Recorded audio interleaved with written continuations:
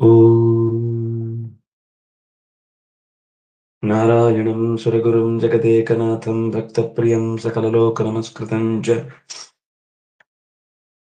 ತ್ರೈಗುಣ್ಯವರ್ಜಿತಮಜಂ ವಿಭುಮಾದ್ಯಂ ವಂದೇ ಭವಘ್ನಮರಾಸುರಸಿದ್ಧವಂದ್ಯಂ ನಾರಾಯಣಂ ನಮಸ್ಕೃತ್ಯ ನರಂ ಚೈವ ನರೋತ್ತಮಂ ದೇವೀಂ ಸರಸ್ವತೀಂ ವ್ಯಾಸಂ ತತೋ ಜಯಮುದೀರಯೇ. ಸ್ವಸ್ತ್ಯಸ್ತು ಸತಾಂ ಹರಿ ಓಂ. ದೇವಂ ನಾರಾಯಣಂ ನತ್ವ ಸರ್ವದೋಷವಿವರ್ಜಿತಂ ಪರಿಪೂರ್ಣಂ ಗುರುಂಷ್ಟಾಂ ಗೀತಾರ್ಥಂ ವಕ್ಷ್ಯಾಮಿ ಲೇಷತಃ. ಸಮಸ್ತಗುಣಸಂಪೂರ್ಣಂ ಸರ್ವದೋಷವಿವರ್ಜಿತಂ ನಾರಾಯಣಂ ನಮಸ್ಕೃತ್ಯ ಗೀತಾ ತಾತ್ಪರ್ಯಮುಚ್ಯತೆ.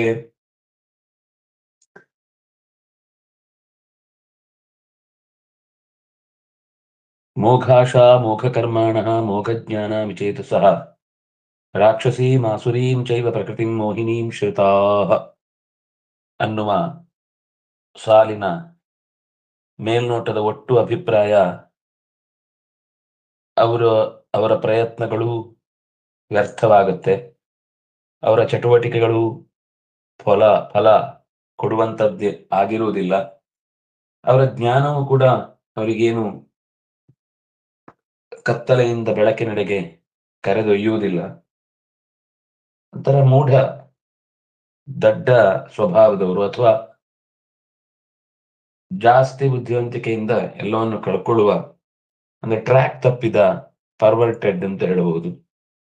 ಬುದ್ಧಿವಂತರಾಗಿರ್ತಾರೆ, ಆದ್ರೆ ಅದು ದಾರಿ ತಪ್ಪಿಸಿರುತ್ತೆ.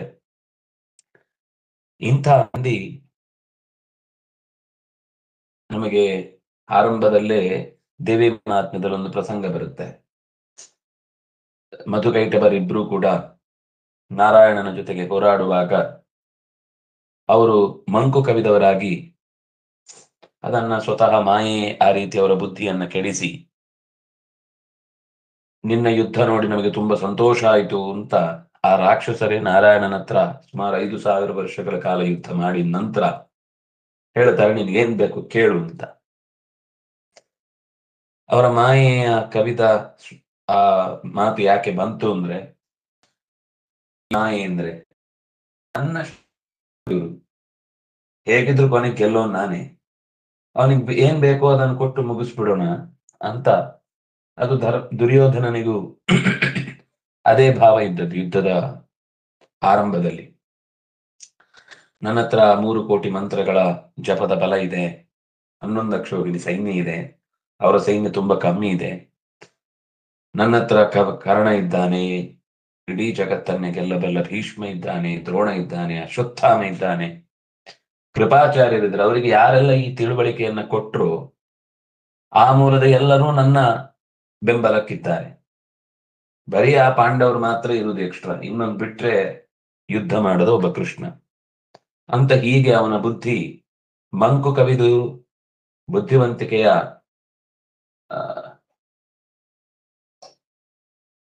ಸದುಪಯೋಗ ಆಗದೆ ಅದು ಅವನನ್ನೇ ಮೋಸಗೊಳಿಸುವ ಸ್ವರೂಪದಲ್ಲಿ ಅದು ತಿರುಗಿತು ಅಂತ ನಾವು ಅಂದುಕೊಳ್ತೇವೆ ಅಂತ. ಆದ್ರೆ ಅದಕ್ಕೆ ಕಾರಣ ಅದು ವಿಚೇತಸಃ ರಾಕ್ಷಸೀಂ ಆಸುರೀಂ, ಯಾರಾದ್ರೂ ಇವನನ್ನು ಕಂಡ್ರೆ ರಕ್ಷಿಸಿಕೊಳ್ಬೇಕು ಅಂತ ಅನ್ನುವ ಭಯ ಹುಟ್ಟಿಸುವ ಸ್ವಭಾವ, ಇಂದ್ರಿಯಗಳ ಸೌಖ್ಯದಲ್ಲಿ ಪರ ಸೌಖ್ಯವನ್ನ ಕಾಣುವಂತಹ ದಡ್ಡತನ, ಮತ್ತೆ ಆ ಸುಖವನ್ನೇ ಪರಮ ಸುಖ ಅಂತ ತಾನು ಮಾತ್ರ ಅಲ್ಲ ಉಳಿದವರೆಲ್ಲರನ್ನೂ ನಂಬಿಸುವ ಮೋಹಿನೀಂ ಪ್ರಕೃತಿಂ ಶ್ರಿತಾಃ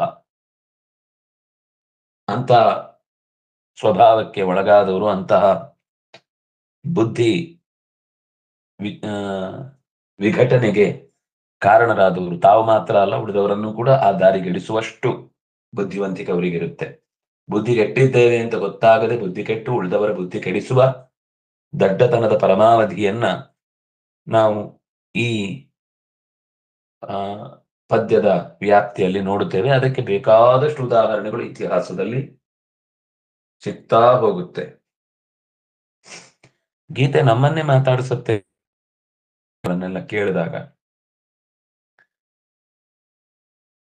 ಅದಕ್ಕೆ ಕೆಲವು ಶಾಸ್ತ್ರೀಯ ಹಿನ್ನೆಲೆಗಳನ್ನು ಕೂಡ ನಿರೂಪಣೆ ಮಾಡ್ತಾ ಬಂದಿದ್ರು. ಕರ್ಮಣ ಮನಸಾ ವಾಚ ಯೋದ್ವಿಶ್ವಾದ್ ವಿಷ್ಣುಮವೇ ಮಚ್ಚಂತ್ರಿತರಸ್ತಸ್ಯ ನರಕೆ ಶಾಶ್ವತಿ ಸಮಾಹ ಯೋದ್ವಿಶ್ವಾದ್ ವಿಬುಧ ಶ್ರೇಷ್ಠಂ ದೇವಂ ನಾರಾಯಣಂ ಪ್ರಭುಂ ಕಥಂ ಸ ನ ಭವೇತ್ ದ್ವೇಷ್ಯ ಆಲೋಕಾಂತಸ್ಯ ಕಸ್ಯಚಿತ್. ಕತ್ತಲೆಯನ್ನ ಪ್ರೀತಿಸುವ, ಬೆಳಕಿಗೆ ಬೆನ್ನು ಕೊಡುವ ದಡ್ಡನನ್ನ ಓಡಿಸದೆ ಇನ್ನೇನು ಮಾಡಬೇಕು, ಅವನನ್ನ ದೂರ ಇಡದೆ ಇನ್ನು ಹೇಗೆ ನಾವು ಬಾಳಬೇಕು, ಮಾತಿನಿಂದಲೂ ಕೃತಿಯಿಂದಲೂ ಯೋಚಿಸುವುದರಿಂದಲೂ ಸರ್ವಶಕ್ತನಾದ ಪರಮಾತ್ಮನನ್ನ ವಿರೋಧಿಸುತ್ತಾ ತನ್ನ ಯಾವ ಮನೆಯಲ್ಲಿ ತಾನು ಹುಟ್ಟಿದ್ನೋ ಆ ಮನೆಯ ಹಿರಿಯರ ತಲೆಮಾರುಗಳಿಗೆಲ್ಲ ಬದುಕೇ ಇಲ್ಲ ಅಥವಾ ಅವರ ಸ್ಥಾನಮಾನಗಳಿಗೆ ಅರ್ಥ ಇಲ್ಲ ಅನ್ನುವ ಹಾಗೆ ನರಕಕ್ಕೆ ಬೀಳುವಂತೆ ಮಾಡುವ ಈ ದುಷ್ಟ ಪ್ರವೃತ್ತಿ, ಅದಕ್ಕೆ ಮಾತಿಲ್ಲ. ಯಾಕೆ? ಸರ್ವೋತ್ಕೃಷ್ಟೋ ಜ್ಞಾನ ಭಕ್ತಿ ಹಯಸ್ಯ ನಾರಾಯಣೇ ಪುಷ್ಕರಾವಿಷ್ಟರಾದ್ಯೇ ಸರ್ವಾಶ್ರಯೋ ದೇವಯುತಶ್ಚ ತಸ್ಮಿನ್ ಭ್ರೂಣಾಂತಘ್ನೋ ಅಪ್ಯಸ್ಯ ಸಮೋ ನ ಚೈವ.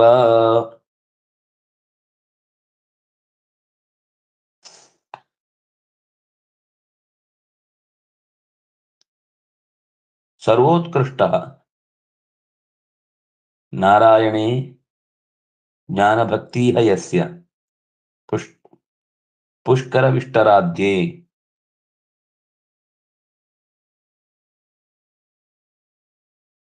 ಅತ್ಯಂತ ವಿಶಿಷ್ಟವಾದ ರೀತಿಯ ಒಂದು ನಿರೂಪಣೆಯನ್ನು ಮಾಡುವ ಸಾಮವೇದದ ಶಾಂಡಿಲ್ಯ ಶಾಖೆಯ ಸಂಗತಿಯನ್ನು ಹೇಳ್ತಾರೆ. ಸರ್ವಾವಮೋ ದೇವಯುತಶ್ಚ ತಸ್ಮಿನ್, ಉಳಿದ ಎಲ್ಲರನ್ನೂ ತನ್ನ ಪರಿವಾರದಂತೆ ನೋಡುವ ಅವನು ಸರ್ವೋತ್ಕೃಷ್ಟ. ಅವನ ವಿಷಯದಲ್ಲಿ ಜ್ಞಾನ ಭಕ್ತಿ ಎರಡು ಅತ್ಯಂತ ಮುಖ್ಯ. ಈ ವಿಷ್ಟರಾದ್ಯರು ಅಂದ್ರೆ ಬ್ರಹ್ಮಾದಿ ದೇವತೆಗಳೆಲ್ಲ ಅವನಿಗೆ ಅಂದ್ರೆ ಅವನನ್ನೇ ಆಸರೆಯನ್ನಾಗಿ ಅವನಲ್ಲೇ ನೆಲೆಸಿ ನಂಬಿ ಮುಂದೆ ನಡೆಯುವಂತಹ ವ್ಯಕ್ತಿಯನ್ನ ಅಕಸ್ಮಾತ್ ಅವನು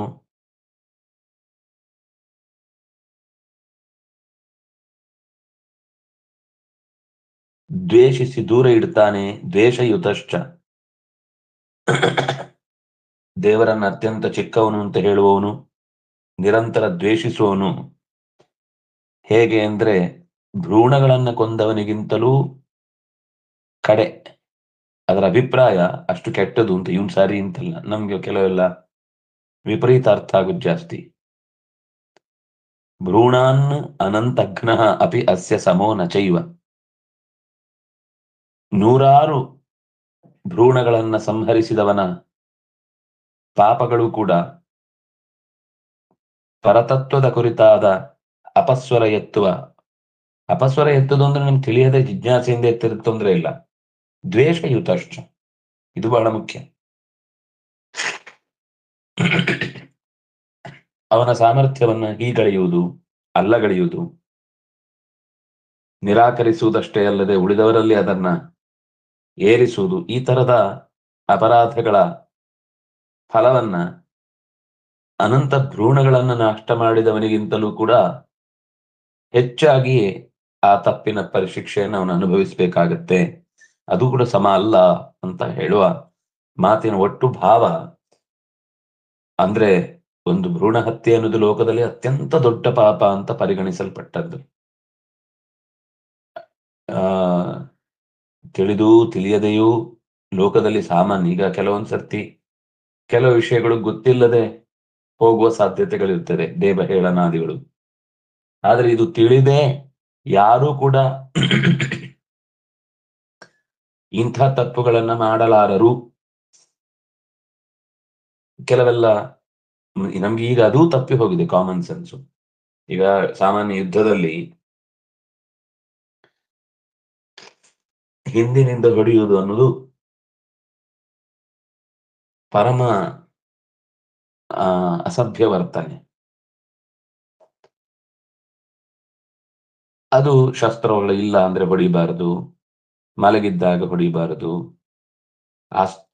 ಶರಣಾಗತನಾದ್ರೆ ಹೊಡಿಬಾರದು, ಹೀಗೆಲ್ಲ ಏನೋ ಒಂದಿಷ್ಟು ನಿಯಮ ಇದೆ. ಇವತ್ತು ಆ ಯುದ್ಧದ ನೀತಿಗಳೆಲ್ಲ ಗಾಳಿಗೆ ತೂರಿ ಹೋಗಿ ಬಹುಶಃ 1000-2000 ವರ್ಷವೇ ಆಗಿ ಹೋಯಿತು.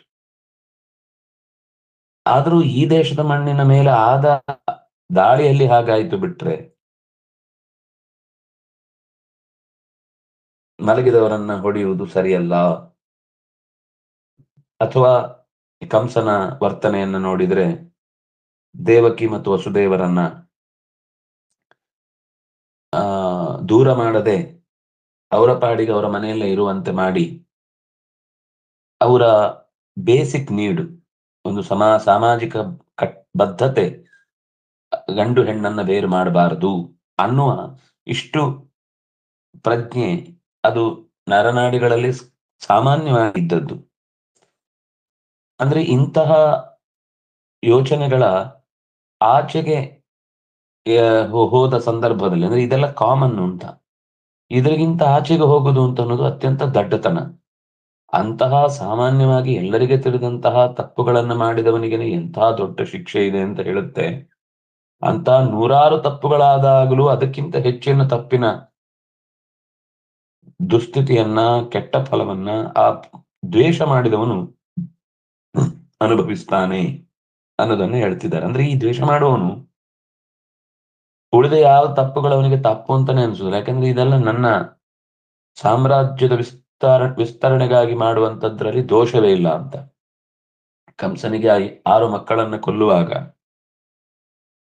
ಅವನಿಗೆ ಸ್ವಲ್ಪವೂ ಕೂಡ ಹೆಸಿಟೇಷನ್ ಇರಲೇ ಇಲ್ಲ. ಒಂದೇ ಒಂದು ಸತ್ಯ ಅದನ್ನು ತೋರಿಸುವುದು ಒಳಗಿನಿಂದ ಅವನಲ್ಲಿದ್ದ ಭೃಗುವಿನಿಂದಾಗಿ. ಆಮೇಲೆ ಕಣ್ಣೊರೆಸುವ ತಂತ್ರಕ್ಕಾಗಿ ದೇವಕಿಯನ್ನು ಸಮಾಧಾನ ಮಾಡ್ತಾನೆ. ಆದ್ರೆ ಈ ಸಮಾಧಾನ ಮಾಡುವ ಬುದ್ಧಿ ಮಗುವನ್ನ ಕಾಲು ಹಿಡಿದು ಎತ್ತುವ ಹೊತ್ತಿಗೆ ಎಲ್ಲಿ ಹೋಗಿತ್ತು?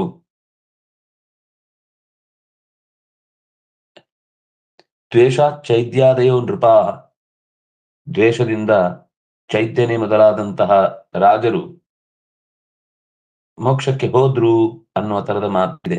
ವೈರೇಣ ನೃಪತಯ ಶಿಶುಪಾಲ ಪೌಂಡ್ರ ಸಾಲ್ವಾದಯೋ ಗತಿ ವಿಲಾಸದ ವಿಲೋಕನಾದ್ಯೈ ಧ್ಯಾಯಂತ ಆಕೃತ ಧಿಯ ಶಯನಾಸನಾದೌ ತತ್ಸಾಮ್ಯ ಮಾಪುಹು ಅನುರಕ್ತ ಧಿಯ ಪುನಃ ಕಿಂ ಇತ್ಯಾದಿ ಭಾಗವತದಲ್ಲಿ ಬಂದ ಮಾತು. ಅದು ಭಕ್ತಿಪ್ರಿಯತ್ವ ಜ್ಞಾಪನಾರ್ಥಂ.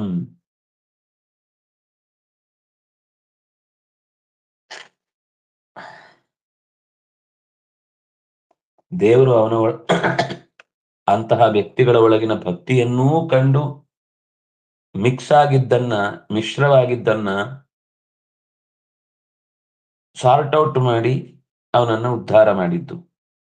ಅಲ್ಲಿ ದ್ವೇಷಕ್ಕೆ ಒಲಿದದ್ದಲ್ಲ, ದ್ವೇಷದ ಜೊತೆಗಿದ್ದ ತನ್ನ ನಿಯಂತ್ರಣಕ್ಕೆ ತಂದುಕೊಳ್ಳಲಾರದೆ ಅಸಹಾಯಕನಾಗಿದ್ದಂತಹ ಜಯನ ಭಕ್ತಿಯನ್ನ, ಭೃಗುವಿನ ಭಕ್ತಿಯನ್ನ, ಉರ್ವಶಿಯ ಭಕ್ತಿಯನ್ನ, ಪೂತನ ಉರ್ವಶಿಯಿಂದ ಕೂಡಿದ್ದ ಒಂದು ಶಕ್ತಿ. ಕಂಸನಲ್ಲಿ ಭೃಗು ಇದ್ದ. ಅಲ್ಲೇ ಗೀತಾ ಭಾಷ್ಯದ ಭಾಗವತ ತಾತ್ಪರ್ಯದಲ್ಲಿ ವೇನನ ಅಂಶವನ್ನ ಮತ್ತೆ ಮುಂದುವರೆದಾಗ ಅವನನ್ನ ತಮಸ್ಸಿಗೆ ತಳ್ಳಿದ್ರು. ಅಲ್ಲ, ಅವನು ದ್ವೇಷ ಮಾಡಿದ್ದಲ್ಲ, ಅವನನ್ನ ಮೋಕ್ಷ ಕರ್ಕೊಂಡು ಹೋಗ್ಬೋದಿತ್ತಲ್ಲ. ಸ್ವತಃ ಭಾಗವತವು ಹೇಳುವಾಗ ಅವನನ್ನು ಉದ್ಧರಿಸಿತು ಅಂತ ಹೇಳಲ್ಲ. ಹಾಗಾಗಿ ಈ ವೈರ ಅಂತನ್ನೋದು ಕೇವಲ ಒಂದು ಅದರ ಪಾರ್ಟ್, ಅದು ಉದ್ದೇಶ ವೈರವೇ ಅಲ್ಲ. ಇತ್ಯಾದಿತು ಭಗವತೋ ಭಕ್ತಿ ಪ್ರಿಯತ್ವ ಜ್ಞಾಪನಾರ್ಥಂ. ವೈರದಿಂದ ಯಾವ ರಾಜರು, ಶಿಶುಪಾಲ, ಪೌಂಡ್ರ, ಸಾಲ್ವ ಮೊದಲಾದವರು ಭಗವಂತನ ವಿಷಯದಲ್ಲಿ ಅವನ ನಡೆ, ಅವನ ವಿಲಾಸಗಳು, ಅವನ ಜೊತೆಗೆ ಓಡಾಡಿ ನೋಡಿ ಭಗವಂತನನ್ನ ವಿಪರೀತವಾಗಿ ನಿರಾಕರಿಸ್ತಾ ಇದ್ರು, ವಿರುದ್ಧವಾಗಿ ಅವನನ್ನ ಆಕ್ಷೇಪಿಸ್ತಾ ಇದ್ರು. ಆದ್ರೆ ಅಂಥವರಲ್ಲಿಯೂ ಕೂಡ ತತ್ ಸಾಮ್ಯತಾಂ ಆಪುಹು ಅನುರಕ್ತ ಧಿಯ ಪುನಃ ಕಿಂ, ಅವರೇ ಈ ರೀತಿಯಾದ ಉತ್ತಮವಾದ ಗತಿಯನ್ನು ಹೊಂದಿದ್ರು ಅಂತಂದ ಮೇಲೆ ಇನ್ನು ಅನುರಕ್ತ ಧಿಯ ಭಗವಂತನನ್ನ ಸೇರ್ತಾರೆ. ಈಗ ಇಲ್ಲೂ ದ್ವೇಷದಿಂದನೇ ಆದ್ರೆ ತದ್ವಿರುದ್ಧವಾದ ಗುಣದಿಂದ ಅನುರಕ್ತ ಧಿಯ ಕಿಂ, ಭಗವಂತನನ್ನು ಅತ್ಯಂತ ಪ್ರೀತಿಸಿದವರಿಗೆ ಬಿಡುಗಡೆ ಆಗತ್ತೆ ಅಂತ ಹೇಳುವುದರಲ್ಲಿ ಮತ್ತೇನು ಹೊಸ ಮಾತಿದೆ? ಅದು ಸಿದ್ಧ. ಹಾಗಾದ್ರೆ ಅದು ಸಿದ್ಧ ಅಂದ್ರೆ ಅದರಿಂದನೇ ಸಿದ್ಧ. ಹಾಗಾದ್ರೆ ಹಿಂದೆ ವೈರದಿಂದ ಬಂದವರ ಕಥೆ ಏನು ಅಂದ್ರೆ ಅದಕ್ಕೆ ಆಚಾರ್ಯರು ಭಕ್ತ ಪ್ರಿಯತ್ವ ಜ್ಞಾಪನಾರ್ಥಂ, ತನ್ನ ಭಕ್ತರನ್ನ ಹಿಂದೆ ಲೋಕಕ್ಕೆ ಭೂಮಿಗೆ ಕಳುಹಿಸುವಾಗ ನಾನೇ ಬಂದು ನಿಮ್ಮನ್ನು ಉದ್ಧರಿಸ್ತೇನೆ ಅಂತ ಹೇಳಿದ್ದ ದೇವರು. ಸ್ವಭಾವದಿಂದ ಭಗವಂತನ ಪ್ರೀತಿಯನ್ನು ನಿರಂತರ ಅಂದ್ರೆ ಪ್ರೀತಿಸ್ತಾ ಇದ್ದವರಾದ್ರಿಂದ ಆ ಪ್ರೀತಿಗೆ ಮುಖ್ಯವಾಗಿ ಭಗವಂತ ಮೆಚ್ಚುತ್ತಾನೆ ಅನ್ನೋದನ್ನ ತೋರಿಸಿದ್ರು. ಸ್ವಭಕ್ತಸ್ಯ ಕದಾಚಿತ್ ಶಾಪಬಲಾತ್ ದ್ವೇಷಿಣೋಪಿ ಭಕ್ತಿಫಲಮೇವ ಭಗವಾನ್ ದದಾತಿ ಇತಿ. ತನ್ನ ಭಕ್ತನಾದವನ ಎಂದೋ ಒಂದು ದಿನ ಪಡೆದ ಶಾಪದ ಬಲದಿಂದ ದ್ವೇಷಿಯಾಗಿ ಬದಲಾಗಿದ್ರೂ ಅವನು ಅಂತರಂಗದಿಂದ ಮಾಡುತ್ತಾ ಇರುವ ಭಕ್ತಿಯ ಫಲವನ್ನೇ ಭಗವಂತ ಕೊಡುತ್ತಾನೆ ಹೊರತು, ನಾವು ಲೋಕದಲ್ಲಿ ಕೆಲವೊಂದು ಸರ್ತಿ ನೋಡ್ತೇವೆ,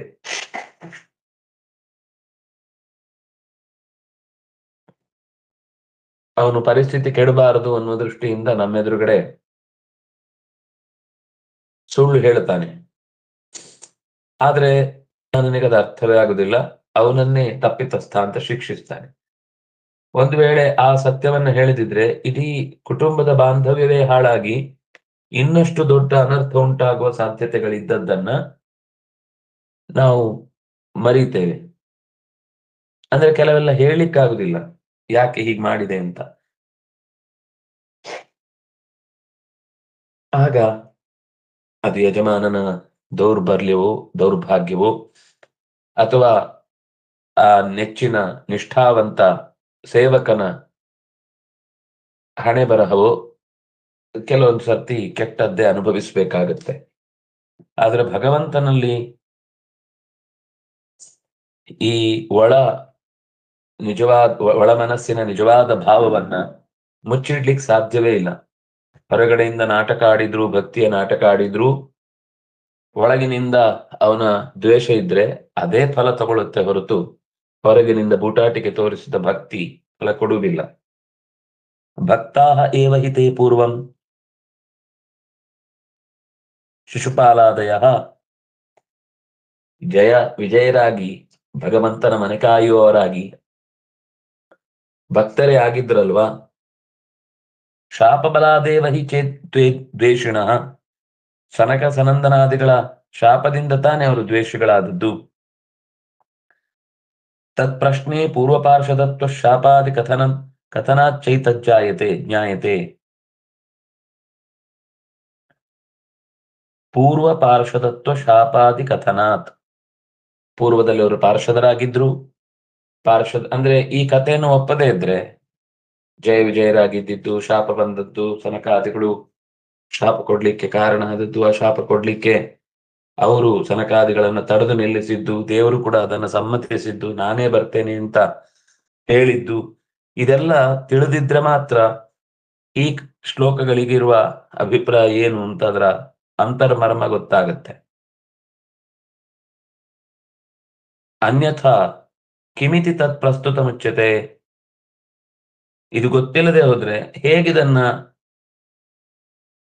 ಸರಿಪಡಿಸುವುದು? ತದ್ ಅಪ್ರಸ್ತುತಂ ಉಚ್ಯತೆ, ಇದ್ದಕ್ಕಿದ್ದಾಗದು ಯಾಕೆ ಬಂತು ಅಂತಾನೆ ಗೊತ್ತಾಗುದಿಲ್ಲ. ಭಗವತಃ ಸಾಮ್ಯ ಕಥನಂತೂ ದ್ವೇಷಿಣಾಮಪಿ ದ್ವೇಷಂ ಅನಿರೂಪ್ಯ ಪೂರ್ವತನ ಭಕ್ತಿ ಫಲಮೇವ ದದಾತಿ ಇತಿ ಜ್ಞಾಪಯಿತು. ಈ ಕಥೆಯನ್ನು ಯಾಕೆ ಹೇಳಿದ್ರು? ವೈರದಲ್ಲಿ ಇದ್ರೂ ಕೂಡ ಅವರು ಮೋಕ್ಷವನ್ನೇ ಸಾಮ್ಯವನ್ನೇ ಹೊಂದಿದ್ರು ಅಂತ ಹೀಗೆ ಹೇಳುದ್ರ ಮೂಲಕ ದಾರಿ ತಪ್ಪಿಸುವ ಮಾತನ್ನು ಹೇಳ್ದಂಗಾಯ್ತಲ್ವಾ. ಅಂದ್ರೆ ಅಪ್ರಸ್ತುತ ಅಲ್ವಾ ಹೀಗ್ ಮಾತಾಡೋದು, ಭಕ್ತಿಯ ಬಗ್ಗೆ ಹೇಳಿ ಹೀಗ್ ಮಾತಾಡೋದು ತಪ್ಪಲ್ವಾ? ಅಂದ್ರೆ ಹಾಗಲ್ಲ, ದ್ವೇಷಿಗಳಾದರೂ ಕೂಡ, ಅಂದ್ರೆ ಈಗ ದ್ವೇಷ ಮಾಡ್ತಾ ಇದ್ರು ಕೂಡ ಮೊದಲು ಅವರ ನಿಜವಾದ ಪ್ರಜ್ಞೆ ಭಗವಂತನಲ್ಲಿ ಅತ್ಯಂತ ಗಾಢವಾಗಿಯೇ ಇತ್ತು. ಅದು ಯಾವಾಗಲೂ ಇರುವಂತದ್ದೇ. ಈಗ ಕೇವಲ ಶಾಪದ ಬಲದಿಂದ ಮಸುಕಾಗಿದೆ ಮನಸ್ಸು. ಎಲ್ಲೋ ಕೆಲವೊಮ್ಮೆ ನಾವು ಲೋಕದಲ್ಲಿ ಬಹಳ ಜನ ಮಾತಾಡುವುದುಂಟು, ನಾನು ತುಂಬಾ ಅನ್ಯಾಯ ಮಾಡಿಬಿಟ್ಟಿದ್ದೇನೆ, ದ್ವೇಷ ಮಾಡಿಬಿಟ್ಟಿದ್ದೇನೆ, ಅಥವಾ ನಿಜವಾದ ಶಾಸ್ತ್ರ ಹೇಳಿದ ಹಾದಿಯಲ್ಲಿ ಬದುಕಿಲ್ಲ, ನನ್ನನ್ನು ಖಂಡಿತ ದೇವರು ಕೂಡ ಉದ್ಧಾರ ಮಾಡಲ್ಲ ಅಂತ ತುಂಬಾ ಡಿಪ್ರೆಷನ್ಗೆ ಹೋಗುದು, ಅಥವಾ ಕಾನ್ಫಿಡೆನ್ಸ್ ಕಳ್ಕೊಳ್ಳೋದು, ಇನ್ಫೀರಿಯಾರಿಟಿ ಕಾಂಪ್ಲೆಕ್ಸ್ ಅಲ್ಲೇ ಬದುಕುವುದು, ಈ ತರ ಬದಲಾಗುವ ಬಯಕೆ ಇದ್ರೂ ಕೂಡ ತನ್ನ ತಪ್ಪಿನ ಏನಂತ ಬೇಗೆಯಲ್ಲೇ ಬೆಂದು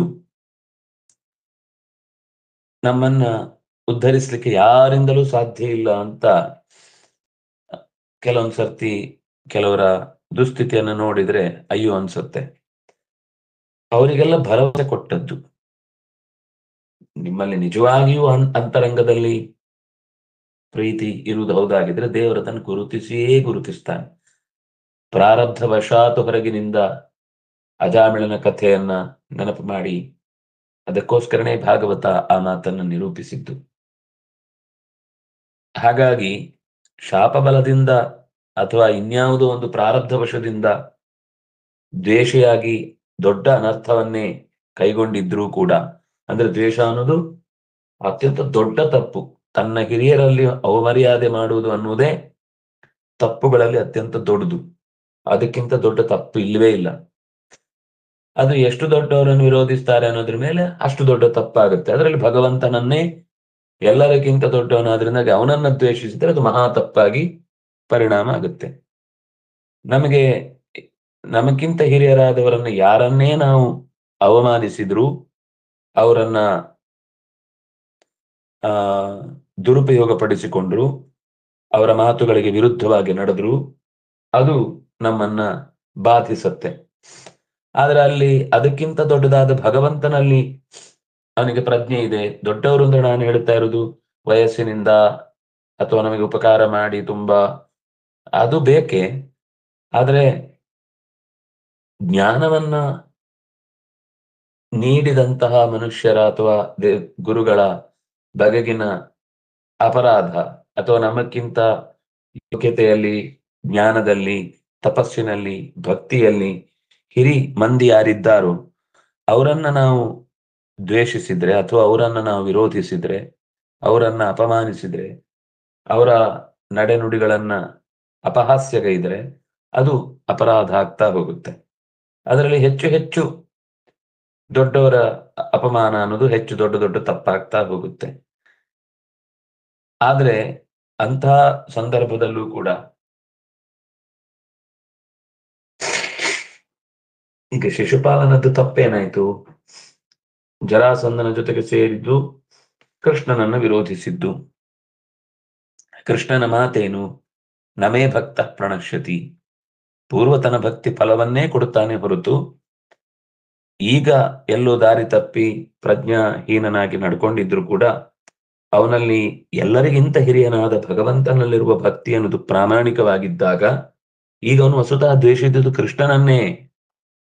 ಕೃಷ್ಣನನ್ನೇ ದ್ವೇಷಿಸಿದ್ರು ಕೂಡ ಅದು ಶಾಪದ ಬಲದಿಂದ ದ್ವೇಷಿಸಿದ್ದಾದ್ರಿಂದಾಗಿ ಭಗವಂತ ಅದನ್ನು ತೀವ್ರವಾಗಿ ಸ್ವೀಕರಿಸಲಿಲ್ಲ ಅಥವಾ ಪರಿಗಣಿಸಲಿಲ್ಲ.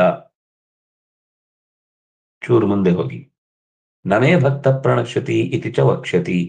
ಮುಂದೆ ಆ ಮಾತನ್ನ ಕೃಷ್ಣನೇ ಹೇಳ್ತಾನೆ, ನನ್ನ ಭಕ್ತ ಎಂದೂ ಕೂಡ ನಾಶ ಹೊಂದುವುದಿಲ್ಲ. ನಚ ಭಾವೋಹಿ ಭವ ಕಾರಣಂ ಇತ್ಯಾದಿ ವಿರೋಧ. ಅವನಲ್ಲಿ ಏನ್ ಭಾವ ಇರುತ್ತೋ ಅದೇ ಭವ ಕಾರಣ. ಅಂದ್ರೆ ಭೂಮಿಗೆ ಬರಲಿಕ್ಕೆ ಅವನಲ್ಲಿರುವ ಈಗದ ಯಾವ ಭಾವ ಇದೆಯೋ ಅದೇ ಕಾರಣ ಅನ್ನುವುದನ್ನ ಹೇಳಲಿಕ್ಕೂ ಆಗಲ್ಲ. ಅದು ಆ ಮಾತಿನ ವಿರೋಧವೂ ಇಲ್ಲ. ಅದಕ್ಕೆ ಕೃಷ್ಣ ಹೇಳಿದ್ರು ನಮೇ ಭಕ್ತ ಪ್ರಣಶ್ಯತಿ. ದ್ವೇಷ ಭಾವಿನಾಂ ದ್ವೇಷ ಏವ ಭವತಿ ಇತಿ ಯುಕ್ತಂ. ಅನ್ಯಥಾ ಗುರುದ್ವೇಷಿಣೋ ಗುರುತ್ವಂ ಭವತೀತ್ಯಾದಿ ಅನಿಷ್ಟಂ ಆಪದ್ಯೇತ. ಈಗ ಭಾವೋ ಹಿ ಭವ ಕಾರಣಂ.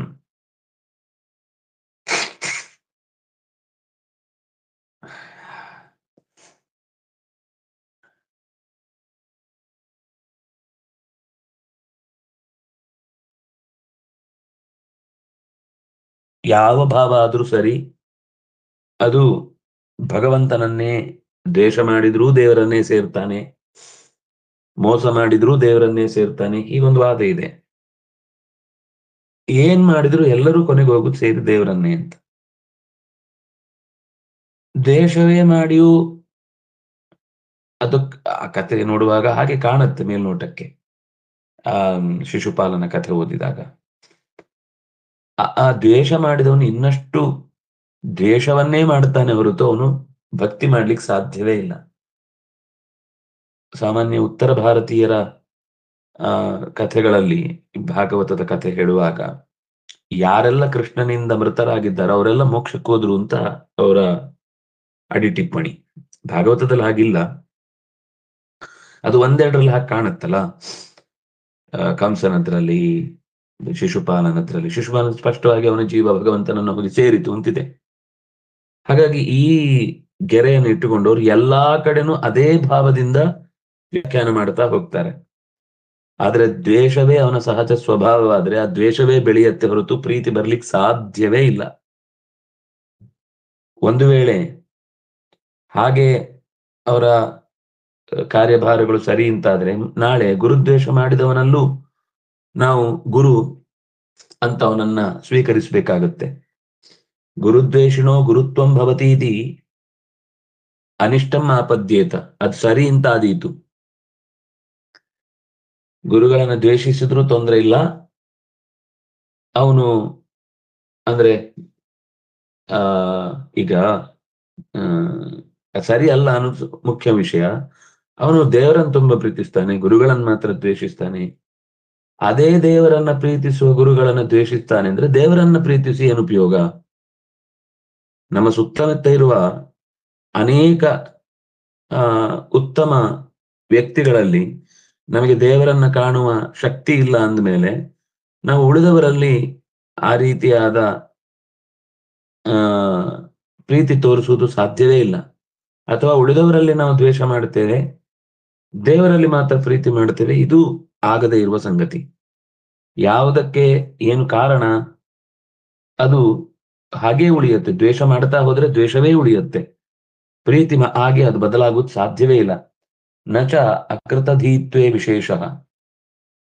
ಬುದ್ಧಿ ಇಲ್ಲದೆ ಕೆಲವೊಮ್ಮೆ ತಪ್ಪಾಗಿ ಮತ್ತೆ ಸರಿ ಹೋಯ್ತು ಅಂತಂದ್ರೆ ಅದು ತಿದ್ದುಪಡಿ ಮಾಡಿಕೊಳ್ಳಿಕ್ಕಾಗುವಂಥದ್ದು. ತೇಷಾಮೇವ ಹಿರಣ್ಯಕಶಿಪ್ವಾದೀನಾಂ ಪಾಪ ಪ್ರತೀತೇ. ಹಿರಣ್ಯಕಶಿಪು, ಹಿರಣ್ಯಾಕ್ಷ ಅವರೆಲ್ಲರೂ ಕೂಡ ಶಿಕ್ಷೆಯನ್ನು ಅನುಭವಿಸಿದ್ರು ಮತ್ತು ಪ್ರಹ್ಲಾದನ ಮಾತಿಗಾಗಿ ಅಪ್ಪನನ್ನು ಉದ್ಧರಿಸಿದ್ರು ಅನ್ನುವ ಮಾತು ಬರುತ್ತಲ್ಲಿ. ಅದರಲ್ಲೂ ಕೂಡ ಅದ ಅಭಿಪ್ರಾಯ ಹಾಗೆ. ಅವನನ್ನು ನಿಗ್ರಹಿಸಿದ್ದು ಹಿರಣ್ಯಕಶಿಪುವನ್ನು ಕೊಂದು ಅವನಲ್ಲಿದ್ದ ಜಯನನ್ನು ಉದ್ಧರಿಸಿದ್ದು. ಹಿರಣ್ಯಕಶಿಪುಶ್ಚಾಪಿ ಭಗವನ್ನಿಂದಯಾ ತಮಃ ವಿವಿಕ್ಷುರತ್ಯಗಾತ್ ಸೂನೋಃ ಪ್ರಹ್ಲಾದಾಸ್ಯಾನುಭಾವತಃ. ಹಿರಣ್ಯಕಶಿಪು ಭಗವನ್ನಿಂದಯಾ ತಮಃ ವಿವಿಕ್ಷು ಅತ್ಯಗಾತ್. ಹಿರಣ್ಯಕಶಿಪುವಿನಲ್ಲಿ ಒಳಗಿನಿಂದ ಅದು ಡ್ಯುಯಲ್ ಪರ್ಸನಾಲಿಟಿ, ಅಂದ್ರೆ ಒಂದೇ ವ್ಯಕ್ತಿ ಎರಡಾಗಿದ್ದಲ್ಲ, ಎರಡು ಬೇರೆ ಬೇರೆ ವ್ಯಕ್ತಿ ಒಂದರಲ್ಲಿ ಕೆಲಸ ಮಾಡ್ತಾ ಇದ್ದದ್ದು. ಆದ್ರೆ ಪ್ರಹ್ಲಾದನ ಬಯಕೆಯಂತೆ ಅವನಲ್ಲಿದ್ದಂತಹ ಸಾತ್ವಿಕನಾದ ಜಯನನ್ನು ಭಗವಂತ ಉದ್ಧರಿಸಿದ. ಯದನಿಂದ ಪಿತಾಮಹ್ಯಂ ಅಂತ ಹುಡುಗ 7ನೇ ಸ್ಕಂದದಲ್ಲಿ ನರಸಿಂಹನ ಪ್ರಾರ್ಥನೆ ಮಾಡುವ ಹೊತ್ತಿನಲ್ಲಿ ಕೇಳ್ತಾನೆ. ಕೇಳಿ ತಸ್ಮಾತ್ ಪಿತಾಮೇ ಪೂಯೇತ ದುರಂತ ದುಸ್ತರಾತ್ ಅಘಾತ್. ದುಸ್ತರವಾದ ಅಘ ಅಂದ್ರೆ ಪಾಪ, ಪಾಪದಿಂದ, ದುರಂತ ಅಂದ್ರೆ ಮತ್ತೆ ಮರಳಿ ವಾಪಸ್ಸು ಬರ್ಲಿಕ್ಕಾಗದಷ್ಟು ಕೆಟ್ಟ ಕತ್ತಲೆಯ ಕಡೆಗೆ ಕರೆದೊಯ್ಯುವ ಈ ಮಹಾ ಪಾಪ, ನಿನ್ನನ್ನು ನಿಂದಿಸಿದ ಮಹಾ ಪಾಪದಿಂದ ನನ್ನಪ್ಪನನ್ನು ಪವಿತ್ರೀಕರಿಸು, ಶುದ್ಧೀಕರಿಸು, ಪೂತನನ್ನಾಗಿಸು ಅಂತ ಕೇಳ್ತಾನೆ. ಇತಿ ಪ್ರಹ್ಲಾದೇನ ಭಗವತೋ ವರಯಾಚನಾಚ್ಚ. ಪ್ರಹ್ಲಾದ ವರ ಕೇಳಬೇಕು ಅಂದ್ರೆ ದ್ವೇಷ ಮಾಡಿದ ಅಪ್ಪನನ್ನು ಉದ್ಧರಿಸು ಅಂತ ಹೇಳ್ತಾನ. ದ್ವೇಷ ತಿಳಿಯದೆ ಮಾಡಿದ್ದಾನೆ, ದ್ವೇಷ ಅವನ ಭಾಗ ಅಲ್ಲ, ದ್ವೇಷ ಅವನ ಸ್ವಂತ ಸ್ವಭಾವ ಅಲ್ಲ, ಯಾವುದೋ ಪ್ರಭಾವದಿಂದ ಮಾಡಿದ ತಪ್ಪನ್ನ ನೀನು ಕ್ಷಮಿಸಬೇಕು ಅಂತ ಕೇಳಿದ್ದಕ್ಕೋಸ್ಕರನೇ ಅಪ್ಪನ ಉದ್ಧಾರ ಆಯಿತು. ಬಹುಶು ಗ್ರಂಥೇಶು ಚ ನಿಷೇಧ ಕುತ್ರಚಿದೇವ ತದುಕ್ತಿರಿತಿ ವಿಶೇಷ. ಅಂದ್ರೆ ಹಿರಣ್ಯಕಶಿಪುವನ್ನ ಸಂಹರಿಸಿದ, ನಾಶಗೊಳಿಸಿದ ಅನ್ನುವ ಮಾತೇ ಇರುವುದು ಹೊರತು ತಪ್ಪು ಮಾಡಿಯೂ ಒಬ್ಬನನ್ನ ಮೋಕ್ಷಕ್ಕೆ ಕರೆದೊಯ್ತಾನೆ ಅಂತ ಅನ್ನೋದು ಎಲ್ಲಿಯೂ ಕೂಡ ಹೇಳಲಿಲ್ಲ. ಕೆಲವೊಂದ್ಸರ್ತಿ ಹಾಗೆ ಮಂಥ ಮಾತು ಕೇಳಿದ್ರು ಅದಕ್ಕೆ ನಿಜವಾದ ಅಭಿಪ್ರಾಯ ಏನು ಇಲ್ಲ ಅಂದ್ರೆ ಎಲ್ಲಾ ಭಾವ ಮಾಡಿಯೂ ಭಗವಂತನನ್ನು ಸೇರುವುದಾದ್ರೆ ಭಕ್ತಿಯವ ತುಷ್ಟಿಮಭ್ಯೇತಿ ಅಂತ ಏವಕಾರವನ್ನ ಹಾಕಿ ಭಕ್ತ್ಯಾಲಭ್ಯಸ್ತ್ವನನ್ಯಯ ಅನ್ನುವ ಮಾತುಗಳಿಗೆಲ್ಲ ಏನು ಬಲ? ಯಸ್ಮಿನ್ ತದುಚ್ಯತೆ ತತ್ರೈವ ಚ ನಿಷೇಧ ಉಕ್ತ. ಎಲ್ಲಿಯಾದ್ರೂ ಕೆಲವೊಂದ್ಸರ್ತಿ ಅಸಂಬದ್ಧವಾದ ರೀತಿಯ ಮಾತುಗಳನ್ನ ಅಲ್ಲಿ ಅಂದ್ರೆ ನಮ್ಗೆ ಅಸಂಬದ್ಧ, ಅದು ಅಲ್ಲಿ ಏನೋ ವಿಶೇಷ ಹೇಳಲಿಕ್ಕೋಸ್ಕರ ಅದು ಮಾತು ಬಂದಿರುತ್ತೆ. ಅಂತದ್ದು ಒಂದು ಭ್ರಮೆ ಬರುವುದಕ್ಕೆ ಕಾರಣವಾಗುವಂತಹ ಮಾತುಗಳಿದ್ರೂ ಕೂಡ ಅಲ್ಲೇ ಅದರ ವಿರೋಧ ಮುಂದೆ ಮಹಾತಾತ್ಪರ್ಯ ವಿರೋಧಾಚ್ಚ ಉಕ್ತ ಪುರಸ್ತಾತ್ ಅಯುಕ್ತಂ ಅಯುಕ್ತಿಮಭ್ಯೋ ಯುಕ್ತಿಮಂತ್ಯೇವ ಚ ಬಲವಂತಿ ವಾಕ್ಯಾನಿ. ಕೆಲವೊಂದಕ್ಕೆ ಯುಕ್ತಿ ಇಲ್ಲದ ವಾಕ್ಯಗಳು ನಮಗೆ ಹೊರೆಯಾಗುತ್ತೆ, ಅದನ್ನ ಹೇಗೆ ಅರ್ಥ ಮಾಡುವುದು ಗೊತ್ತಾಗಲ್ಲ. ಆಗ ಯುಕ್ತಿಯುಕ್ತವಾದ ಮಾತುಗಳನ್ನೇ ನಾವು ತಗೊಳ್ಬೇಕು.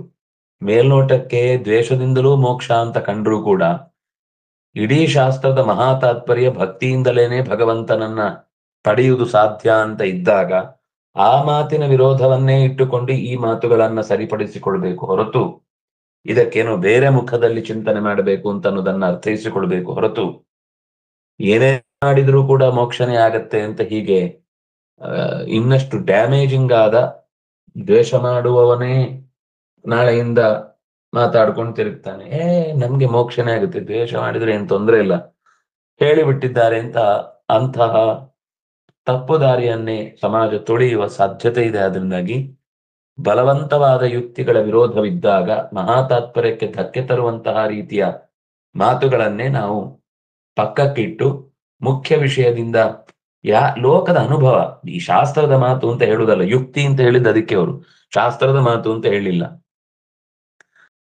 ಯಾರಾದ್ರೂ ತನ್ನನ್ನ ಪರಮದ್ವೇಷ ಮಾಡುವವನನ್ನ ಅವನು ಅತ್ಯಂತ ದುರ್ಬಲನಾಗಿದ್ರೆ ಆ ದ್ವೇಷವನ್ನ ಕಡೆಗಣಿಸಬಹುದು ಹೊರತು ದ್ವೇಷ ಮಾಡುವವನನ್ನೇ ಉದ್ಧರಿಸಿ ಪ್ರೀತಿ ಮಾಡಿ ಅವನಿಗೆ ಎಲ್ಲವನ್ನೂ ಹಾಗೂ ಮಾತಿ ಕೆಲವೊಂದ್ಸರ್ತಿ ಈ ದಾಸರು ಹೇಳೋದುಂಟು, ಪರಮದ್ವೇಷ ಮಾಡುವವನನ್ನೇ ಪ್ರೀತಿಸು ಅಂತ. ಅದರ ಅಭಿಪ್ರಾಯ ಅವನ ದ್ವೇಷಕ್ಕೆ ತಾನು ಪ್ರತಿದ್ವೇಷ ಕೊಡಲ್ಲ ಅನ್ನೋದಷ್ಟೇ ಅರ್ಥ ಹೊರತು ಭಗವಂತನನ್ನ ದ್ವೇಷ ಮಾಡಿದ್ದಕ್ಕೆ ಅವನು ಮೋಕ್ಷವನ್ನೇ ಕೊಡ್ತಾನೆ ಅಂತ ಅನ್ನೋದಂತೂ ಅಭಿಪ್ರಾಯದಲ್ಲಿ ಹೇಳಿಕ್ ಸಾಧ್ಯವಿಲ್ಲ. ಅವನು ಕೂಡ ನಾಳೆ ಇಷ್ಟು ನಾನು ದ್ವೇಷ ಮಾಡಿದ್ರು ನನ್ನನ್ನ ಪ್ರೀತಿಸಿದ್ರಲ್ವಾ ಅಂತ ಅವನು ಬದಲಾಗುವ ಸ್ಥಿತಿಯಲ್ಲಿ ಇದ್ದಿದ್ರೆ ಮಾತ್ರ ಆ ಪ್ರೀತಿಯನ್ನು ತೋರಿಸುವಂತ ಅರ್ಥ ಹೊರತು ಅದು ಅವ್ರಿಗೆ ಗೊತ್ತಾಗತ್ತೆ. ಆ ಜ್ಞಾನಿಗಳಿಗೆ ಆ ಪ್ರೀತಿಸಿದ ಹಿನ್ನೆಲೆಯಲ್ಲಿ ಅವರಿಗೇನು ಬದಲಾವಣೆ ಒಳಗಿನಿಂದ ಆಗ್ತಾ ಇದೆ ಅಂತ ಅವ್ರಿಗೆ ಗೊತ್ತಿರುತ್ತಾದ್ಮೇಲೆ ಅವ್ರಂತಹ ಮಾತು ಹೇಳಿದ್ರು. ಆದ್ರೆ ನಮ್ಗೆ ಯಾರು ಅಂತ ಗೊತ್ತಿಲ್ಲ, ಆದ್ರಿಂದಾಗಿ ಆರಂಭದಲ್ಲಿ ಎಲ್ಲರಲ್ಲೂ ಅಂತಹ ಪ್ರೀತಿ ತೋರ್ಬೇಕಾದಂತಹ ಒಂದು ಸಾಮಾಜಿಕ ವ್ಯವಸ್ಥೆಯ ಬಲಪಡಿಸುವಿಕೆಗೆ ಇದು ಕಾರಣ ಆಗತ್ತೆ. ಬಿಟ್ರೆ ಶಾಸ್ತ್ರೀಯ ಹಿನ್ನೆಲೆಯಲ್ಲಿ ದ್ವೇಷ ಮಾಡಿದವನನ್ನೂ ಕೂಡ ಉದ್ಧಾರ ಮಾಡುವುದು ಅಥವಾ ಅವನನ್ನ ಮೇಲಕ್ಕೆತ್ತಿ ಇಟ್ಟಿರುವುದು ಅನ್ನೋದು ಕೆಲವೊಮ್ಮೆ ತಾತ್ಕಾಲಿಕವಾಗಿ ಅವನ ಬುದ್ಧಿಯಲ್ಲಿ ಒಂದು ಬದಲಾವಣೆಗಾಗಿ ತಾಳ್ಮೆಯಿಂದ ಸಹಿಸಿಕೊಳ್ಳುವುದು ಅನ್ನೋದು ಕೆಲವೊಂದು ಸರ್ತಿ ಒಪ್ಪಿಕೊಳ್ಳುವ ಮಾತು. ಆದ್ರೆ ಎಷ್ಟು ತಪ್ಪು ಮಾಡಿದ್ರು ಮತ್ತು ಕ್ಷಮಿಸ್ತಾನೆ ಹೋಗುವುದು ಅನ್ನೋದು ಧೃತರಾಷ್ಟ್ರ ಮಾಡುವ ತಪ್ಪಿನ ಹಾಗೆ ಕೊನೆಗದು ಅನರ್ಥ ಪರಿಸ್ಥಿತಿ ಕೈಮೀರುವ ಅವ್ಯವಸ್ಥೆಯನ್ನೇ ನಾವು ನೋಡುತ್ತೇವೆ. ಯುಕ್ತಯಶ್ಚ ಉಕ್ತಾಹ ಅನ್ಯೇಷಾಂ ನಚೇಷಾಂ ಕಾಚಿತ್ ಗತಿ. ಯುಕ್ತಿಗಳನ್ನ ಬೇರೆ ಅಂದ್ರೆ ಈಗ ಕಾಮದಿಂದ, ದ್ವೇಷದಿಂದ, ಭಯದಿಂದ ಎಲ್ಲದರಿಂದಲೂ ಮೋಕ್ಷ ಆಗುತ್ತೆ ಅನ್ನುವ ಮಾತಿಗೆ ಬೇರೆ ಯುಕ್ತಿಗಳನ್ನ ಹೇಳಿದ್ದಾರೆ. ಅದಕ್ಕೆ ಬೇರೆ ದಾರಿಯೇ ಇಲ್ಲ, ಭಕ್ತಿಯೇ ಪ್ರಧಾನ ಅಂತ ಹೇಳ್ಬೇಕು ಹೊರತು ಆ ಮಾತುಗಳಿಗೆ ಭಕ್ತಿ ಒಳಗಿನಿಂದ ಇದೆ ಅನ್ನೋದನ್ನ ಅದರ ಪರಿಸ್ಥಿತಿ ನೋಡಿದ್ರೆ ಗೊತ್ತಾಗುತ್ತೆ. ಗೋಪಿಯರು ಅತ್ಯಂತ ಭಕ್ತಿವಂತರು, ಕಂಸನು ಕೂಡ ಒಳಗಿನಿಂದ ಅವನಲ್ಲಿ ಇದ್ದ ಸಜ್ಜನನ ಭಕ್ತಿ ನಮಗೆ ಗುರುತಿಸಲೇಬೇಕಾದ ಮಾತುಗಳು ಕೂಡ ಸಿಗುತ್ತೆ. ಕಾಲನೇಮಿಯಾಗಿದ್ದಾದ್ರಿಂದಾಗಿ ಅವನನ್ನೇ ಮೋಕ್ಷಕ್ಕೆ ಹೋದ ಅಂತ ಹೇಳಲಿಕ್ಕೂ ಸಾಧ್ಯ ಇಲ್ಲ. ಯಾಕೆಂದ್ರೆ ಕಾಮೇಶ ಕ್ರೋಧೇಶ ರಜೋಗುಣ ಸಮುದ್ಭವ ಅಂತ ಹೇಳುವಾಗ ಆ ಕಾಮಕ್ರೋಧಗಳ ಅಭಿಮಾನಿ ದೇವತೆಯಾಗಿ ಕಾಲನೇಮಿಯನ್ನ ಚಿಂತಿಸಿ ಅವನನ್ನ ಮಹಾಶನೋ ಮಹಾಪಾಪ ವಿದ್ಯೇನ ವೈರಿಣಂ, ಇವನನ್ನು ದೂರ ಇಡು ಅಂತ ಹೇಳಿದ್ದರ ಹಿನ್ನೆಲೆಯಲ್ಲಿ ಕಂಸನನ್ನ ದೂರ ಇಡಬೇಕು ಅಂತ ಹೇಳಿಯೂ ಕಂಸನನ್ನ ಭಗವಂತ ಸ್ವೀಕರಿಸಿದ ಅಂತ ಹೇಳುವ ಮಾತಿಗೇನರ್ಥ? ಯುಕ್ತಿಯನ್ನ ಸ್ವೀಕಾರ ಮಾಡಬೇಕಾಗುತ್ತೆ. ಇಲ್ಲಿ ಭಕ್ತಿಯೇ ಲೋಕದಲ್ಲಿ ಅನುಕೂಲವೂ ಕೂಡ ಭಕ್ತ ಪ್ರಿಯತ್ವಂ ನೇತರತ್, ತನ್ನನ್ನು ಅಭಿಮಾನಿಸುವವರನ್ನ ಇಷ್ಟಪಡ್ತಾನೆ ಹೊರತು ದೇವರು ಅಭಿಮಾನ ಪಡದೆ ದ್ವೇಷಿಸುವವನನ್ನ ಯಾವತ್ತೂ ಕೂಡ ಉದ್ಧರಿಸಲಿಕ್ಕೆ ಸಾಧ್ಯ ಇಲ್ಲ. ಸಾಮ್ಯೇಪಿ ವಾಕ್ಯಯೋ ಲೋಕಾನುಕೂಲ ಅನನುಕೂಲಯೋ ಅನುಕೂಲಮೇವ ಬಲವತ್. ಸುಮ್ಮನೆ ದ್ವೇಷ ಮಾಡುವುದರಿಂದಲೂ ಮೋಕ್ಷ ಆಗುತ್ತೆ, ಪ್ರೀತಿ ಮಾಡುವುದರಿಂದಲೂ ಮೋಕ್ಷ ಆಗುತ್ತೆ ಅನ್ನುವ ಈ ಸ್ಟೇಟ್ಮೆಂಟ್ ಅನ್ನ ನಾವು ಲೋಕದಲ್ಲಿ ಎಲ್ಲರ ಮುಂದೆ ಪ್ರಕಟಪಡಿಸಿದ್ರೆ ಲೋಕಕ್ಕೆ ಅನುಕೂಲ ಆಗುತ್ತೋ ಅನನುಕೂಲ ಆಗುತ್ತೋ? ಅನನುಕೂಲನೇ ಆಗುತ್ತೆ. ಹಾಗಾಗಿ ಅನುಕೂಲಕರವಾಗಿ ಹೇಳಬೇಕಾದ ಮಾತು ಯಾವುದು? ಭಕ್ತಿಯಿಂದಲೇ ಭಗವಂತ ಮೆಚ್ಚುತ್ತಾನೆ, ದ್ವೇಷದಿಂದ ಒಬ್ಬನನ್ನು ಉದ್ಧರಿಸ್ತಾನೆ ಅನ್ನುವ ಮಾತಲ್ಲ. ಹಾಗಾಗಿ ಅನುಕೂಲವೇ ಬಲವತ್ತಾಗುತ್ತೆ. ಲೋಕದಲ್ಲಿ ಈ ಮಾತಿನಿಂದ ಇನ್ನಷ್ಟು ಹಿಂಸೆ, ಅತ್ಯಾಚಾರ, ಅನಿಷ್ಟಗಳೇ ಉಂಟಾಗುತ್ತೆ ಅಂತಂದಾಗ ಆ ಮಾತಿಗೆ ಅರ್ಥ ಇಲ್ಲ.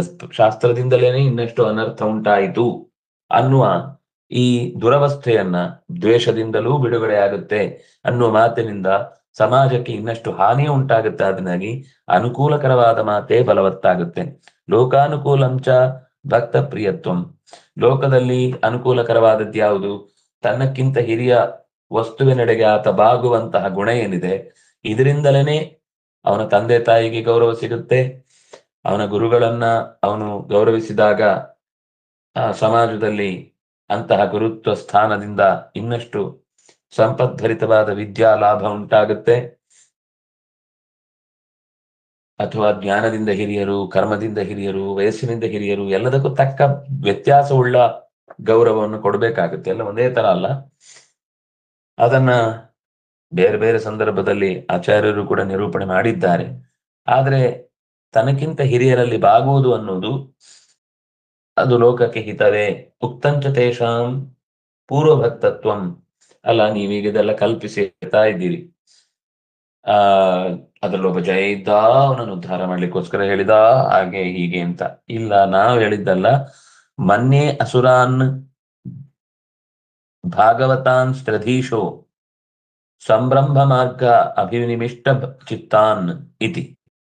ಅಸುರರಲ್ಲೂ ಇರುವ ಮನ್ಯೇ ಅಸುರಾನ್ ಭಾಗವತಾನ್, ಮೂರು ಲೋಕಗಳನ್ನ ಚೆನ್ನಾಗಿ ನಡೆಸುವ ಭಗವಂತನಲ್ಲಿ ತಲೆ ಇಟ್ಟ, ಮನಸ್ಸಿಟ್ಟ, ಭಾವ ಇಟ್ಟ ಅಸುರರನ್ನು ಕೂಡ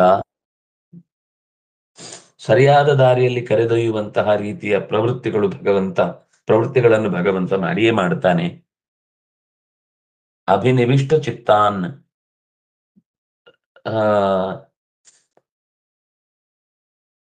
ಭಗವಂತನಲ್ಲೇ ನಿರಂತರ ಅವನೇ ನಮ್ಮ ಪರದೈವ, ಮಹಾಸ್ವತ್ತು ಅಂತ ಭಾವಿಸುವಂತಹ ಅಸುರರಲ್ಲೂ ಭಗವಂತ ಪ್ರೀತಿ ಮಾಡ್ತಾನೆ. ಅವರನ್ನ ಅದಕ್ಕೆ ಹೇಳಿದ್ದು, ಅಲ್ಲಿ ಭಕ್ತ ಪ್ರಿಯತ್ವನೇ ಮುಖ್ಯ ಹೊರತು ಆಸುರ ಜನ್ಮ ಅನ್ನೋದು ದೋಷವಲ್ಲ. ಅಥೋನ ಭಗವದ್ವೇಷಿಣಾಂ ಕಾಚಿತ್ ಗತಿ ರೀತಿ ಸಿದ್ಧಂ. ಅಸುರರಾಗಿದ್ದಾರೆ ಅನ್ನುವ ಕಾರಣಕ್ಕೆ ಅವರು ದ್ವೇಷರಲ್ಲ ಅಥವಾ ಮುಕ್ತಿ ಅಯೋಗ್ಯರಲ್ಲ. ಮನುಷ್ಯರಾಗಿ ಹುಟ್ಟಿದ್ದಾರೆ ಅನ್ನುವ ಮಾತ್ರಕ್ಕೆ ಅವನು ಮುಕ್ತಿ ಪಡೀತಾನೆ ಅಂತ ನಿಶ್ಚಯ ಇಲ್ಲ. ಅವನ ಒಳಗಿನ ಭಾವ ಏನು ಅಂತ ಅನ್ನೋದನ್ನು ನೋಡ್ಬೇಕಾಗುತ್ತೆ. ಭಕ್ತಿ ಆಕ್ಟ್ ಮಾಡಿದ್ರೆ ಸಾಧ್ಯ ಇಲ್ಲ ಅನ್ನೋದು ಒಟ್ಟು ತಾತ್ಪರ್ಯ. ಭಕ್ತಿ ಅನ್ನೋದು ಸಹಜವಾಗಿ ಜೀವ ಸ್ರೋತಸ್ಸಾಗಿದ್ರೆ ಅದು ಎಲ್ಲೇ ಇದ್ರೂ ಕೂಡ ಅವನ ಭಕ್ತಿಯೇ ಗೆಲ್ಲತ್ತೆ ಹೊರತು ಹೊರಗಿನ ಯಾವುದೇ ಅವನ ದೇಹದ ಪರಿಸ್ಥಿತಿ, ಭಾಷೆಯ ಪರಿಸ್ಥಿತಿ, ಗಡಿಯ ಪರಿಸ್ಥಿತಿ ಆತನನ್ನ ಬದಲಾಯಿಸುವುದಿಲ್ಲ. ದ್ವೇಷ ಕಾರಣಮಾಹ ರಾಕ್ಷಸೀ ಮಾತರೀಂ ಚೈವ ಪ್ರಕೃತಿಂ ಮೋಹಿನೀಂ ಶ್ರಿತಾ. ಮೋಹಗೊಳಿಸುವ ಆಸುರ ಪ್ರವೃತ್ತಿ, ರಾಕ್ಷಸಿ ಪ್ರವೃತ್ತಿ ಅಂತನ್ನೋದು ಕತ್ತಲೆಡೆಗೆ ಕರೆದೊಯ್ಯುತ್ತೆ, ಎಂದೂ ಕೂಡ ಬೆಳಕಿನ ದಾರಿಯನ್ನ ಮುಟ್ಟುವುದಿಲ್ಲ ಅನ್ನೋದು ಒಟ್ಟು ಮಾತು ಈ ಶ್ಲೋಕದಲ್ಲಿ ಕಂಡದ್ದು. ಇದಕ್ಕೆ ಆಚಾರ್ಯರ ಮಾತು ಕೇವಲ ಚಿದ್ದೇಹೋ ವಿದೋಷಃ ಪೂರ್ಣ ಸದ್ಗುಣ ಇತಿ ಭವಿಷ್ಯತ್ ಪರ್ವಣಿ. ಅದು ಭಗವಂತನ ಕುರಿತಾದ ಮಾತಿಗೋಸ್ಕರ ಒಂದು ಪರಂಭಾವಂ ಜಾನಂತಹ ಮಮ ತೇಜೋಂಶ ಸಂಭವಂ ಅನ್ನುವುದಕ್ಕೆ ಕೇವಲ ಚಿದ್ದೇಹ ವಿದೋಷಃ ಪೂರ್ಣ ಸದ್ಗುಣ, ದೇವರನ್ನು ಹೇಗೆ ಚಿಂತಿಸಬೇಕು, ಬರೀ ಜ್ಞಾನವೇ ಅವನ ಶರೀರ, ಕೇವಲ ಚಿತ್ ದೇಹ, ಮತ್ತು ವಿದೋಷ ದೋಷವೇ ಇಲ್ಲ, ಪೂರ್ಣ ಸದ್ಗುಣ ಪೂರ್ಣವಾದ ಗುಣಗಳ ಮೊತ್ತವಾಗಿ ಕಾಣುವವನು. ಹೀಗೆ ಭಗವಂತನ ಚಿಂತನೆಯನ್ನ ಆ ಪದ್ಯದಲ್ಲಿ ಹೇಗೆ ನಡೆಸಬೇಕು ಅನ್ನೋದಕ್ಕೆ ಒಂದು ಬೇರೆ ಕಡೆಯಿಂದ ಅನುಕೂಲಕರವಾದ ಮಾತನ್ನ ಭವಿಷ್ಯತ್ ಪರ್ವದ ಮಾತಿನಿಂದ ಸಮರ್ಥಿಸಿದ್ದಾರೆ. ಮತ್ತೆ ನಾಳೆ 13ನೇ ಶ್ಲೋಕದ ಭಾವವನ್ನ ಅನುಸಂಧಾನ ಮಾಡೋಣ ಅಂತ ಹೇಳ್ತಾ, ಕಾಯೇನ ವಾಚ ಮನಸ ಇಂದ್ರಿಯರ್ವ ಬುದ್ಧ್ಯಾತ್ಮನಾ ವಾ ಅನುಸೃತ ಸ್ವಭಾವ ಕರೋಮಿ ಯದ್ಯತ್ ಸಕಲಂ ಪರಸ್ಮೈ ನಾರಾಯಣಾಯೇತಿ ಸಮರ್ಪಯಾಮಿ. ಶ್ರೀಕೃಷ್ಣಾರ್ಪಿತಂ ಅಸ್ತು.